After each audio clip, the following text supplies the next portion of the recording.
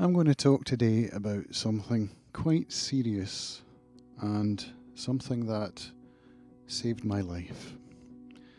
Hi, my name's Cams. I'm a YouTuber on a Scottish island, and I'm here to talk to you about the book that saved my life. Let's dive in. This is going to be maybe a little challenging for me to share on camera, but I feel that it's something that will have value to other people out there who could use this book as much as I did. So let's have a look at the book. In case you haven't guessed, it's this one here. There, I think you can make that out on the screen. It's the Alcoholics Anonymous book, which in AA circles is known as the Big Book. And it is a big book. It's a big book that has saved many lives. I first came upon this book when I was in Almaty in Kazakhstan. I was working as a Russian translator for a big international accounting firm, and my alcoholism at the time was almost as bad as it could be. It did get worse after that, but we'll get to that in a minute. So, for those of you who enjoy a drink, the former Soviet Union is a pretty good place to go if you want to work on it. It's a bit like Scotland, except a lot cheaper. The culture in the former Soviet Union is very similar to Scotland, and I believe some Scandinavian countries as well. Alcohol is a huge part of the culture, and for me, growing up in Scotland, it was a huge part of my culture too. So when I got to Kazakhstan, it was the first time that I'd really had disposable income at that level, and I was living on my own.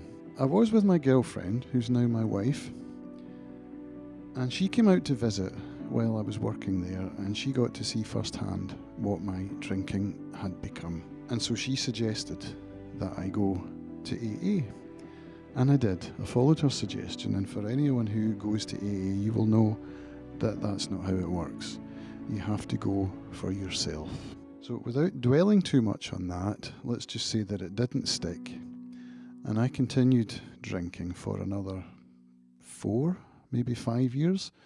In fact, let's add it up. That was 2000 when my wife came out to Kazakhstan, and I got into the rooms of Alcoholics Anonymous in 2005. So there you go. So let's jump forward because I want to get to the book, right? I got into the rooms in Luxembourg when I was working as a freelance Russian translator, by which time I was married, and I had a 1.5-year-old daughter. I had my last drink in October 2005, and I walked into the rooms of my own volition. Now, I'm one of the lucky ones. I did not have to lose too much before finding my way into the rooms, which is not actually the normal path for alcoholics. Normally, alcoholics lose a lot more before they find their way into the rooms. So in that respect, I was incredibly lucky. And so I remember my first meeting.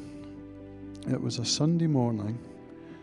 I had had my last drink on the Friday night, passed out, blacked out. We won't go into details just yet. And I woke up the next day to the sound of my wife leaving the flat with my baby daughter, and I just knew that I had used up my final last chance.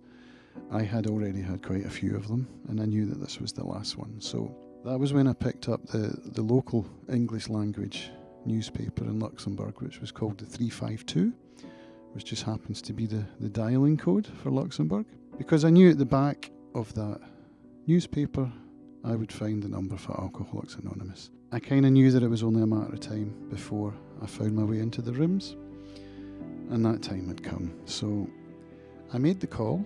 I got through to a nice Irish lady.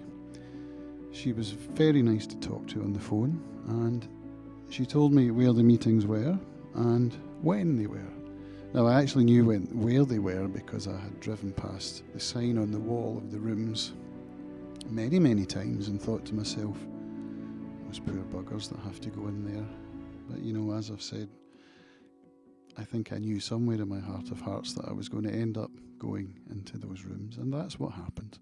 October 2005 was my last drink.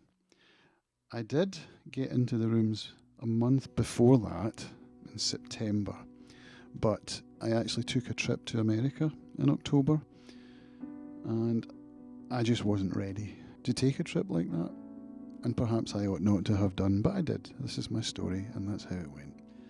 Now I remember sitting in the airport lounge with my copy of the big book and reading it with a kind of worried feeling in my mind that I was going to drink again, but this time really not wanting to. And I did. So it is what it is. It's very common in AA for people to get in the rooms and then have what they call a slip. And that's what happened. So I had my slip, and it worked out that my date of sobriety is the exact same date as my wedding anniversary. Coincidentally, I was not with my wife. I was on my own in America when I had my last drink, and that was just how it worked out. So this book here was written in the 1930s by a guy called Bill W. Now in AA, the second A stands for anonymous, and the way it works is that you tend to refer to people by their first name and their last initial. So Bill W. was the founder of Alcoholics Anonymous, and his name's Bill Wilson. He's quite famous now. He lived in Akron, Ohio. And this book was based on a group that came before called the Oxford Group, which was really, it set out the tenets of the 12 steps of Alcoholics Anonymous. So the language in it is quite stilted. The first edition appeared in 1939. And this book here, I can't tell you how many times I've read it. I mean, not this exact copy, because this must be my fourth copy. I've given away my own copy to a few people, either at meetings or in hospital when I've gone to visit people. This one I'm going to keep because it's one that I got from a second-hand books shop. I think I got my first one actually in my wife's hometown in Cornwall, in a second-hand bookshop. But this one here is a nice old copy, and it has that wonderful smell that second-hand books have, you know, or old books rather. It's a beautiful book, and there are no highlights in it, interestingly, because quite often you'll see some people's books is just all highlight. You know, there'll be pink, pink, pink, green, green, green, pink, pink, yellow. There's so much wisdom in here, it's incredible. Now, I have attended Alcoholics Anonymous since 2005, and when I moved to the Scottish island where I now live, I already knew before moving here that there were AA meetings here because I had been on holiday to visit, and I had attended a meeting while I was here on holiday. And so I knew that AA was in action here on the island, and that was important because when I got into the rooms 2005 and I started to get it, I remember listening to people talk or share, as we say in AA, about their life story, that sharing their experience, strength and hope. And some of them had been coming to the rooms for 10 years, 15 years, 20 years, even longer. And I remember thinking at the time, what's up with these folk? Are they not getting it? You know? And it's only now with, what's that, 25, so that's 15 years I've got. 15 years of sobriety. And it's only now that I really understand why people keep going back. Because it works by passing it on. I remain sober by helping other alcoholics to achieve sobriety. And I'm now what's known in the rooms as an old-timer because I have a reasonable amount of sobriety under my belt. I try not to be complacent, and I try to pass on the knowledge that I have whenever I can. So at the group here on Arran, we used to have a big book meeting. And in that meeting, you would start off the group meeting by reading a passage of this book. And you would start at the beginning with the doctor's opinion, and you would continue through to the end of the first half of the book. Because when you get into the second half, you start to get stories from other alcoholics. So the first half lays out the 12 steps and how to work the program. And when you get to the end of the first half of the book, you go back to the beginning. And each time you read it, you get something new from it, because the longer you have in sobriety, the more these excerpts from the book, these passages, these chapters, the more that their meaning can change, the more that you can relate to them in different ways. Because obviously, if you're fresh out of the bottle, as it were, you've just walked in the rooms and you're still jangly, and you read some of this stuff, it just doesn't make sense, you know? It doesn't make sense, and that's where the shares from other alcoholics are so helpful. What tends to happen when you have a newcomer in the rooms is that one of the old-timers will be asked to share their story, because there's nothing quite so helpful as listening to someone else's story, because you will often find things that you can relate to, and it's through relating to the similarities in other people's stories that you start to feel that you're not alone. And that's really what a big part of it's all about. That feeling of being in a safe environment with people who understand your ism, your disease. Because outside of the rooms, people just don't get it, you know. And before I got into the rooms, I didn't get it either. You know, I didn't understand what was wrong with me.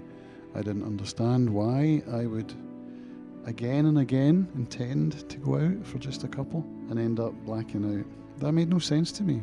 And then I got into the rooms and it was explained to me, and I was given this book to take away as my manual for life. And that's not putting too fine a point on it. The last of the 12 steps is that we continued to practice these principles in all our affairs. In other words, you continue to work all 12 steps for the rest of your life. And it's a journey. There's no destination. And that's why I will always say I'm a recovering alcoholic and not a recovered alcoholic, because that's something I don't believe that I will ever be. And so that's all I would like to talk about today. I hope that you got something from this. If you are suffering from alcohol addiction in any way and you would like to talk, I would love to talk to you. This is how I stay sober, by passing it on. So please reach out to me. If you would like to, you can hit me up on Twitter @Camuel, or if you go to camscampbell.com, you'll find all the different links to my social media channels. And if you want to get in touch privately, that's the best way to do it. So thank you to this book, and thank you all for watching. Bye for now.